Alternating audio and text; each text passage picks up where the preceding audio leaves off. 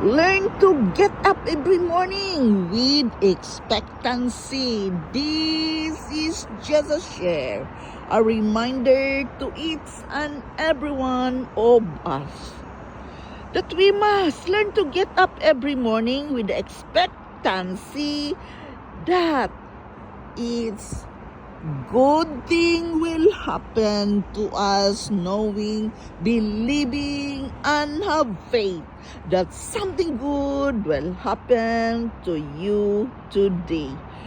Practice that, having a positive mindset with expectancy every morning, because God may not bring you what you thought in the way you thought, but He has a bigger, better, and more rewarding plan than you ever imagined.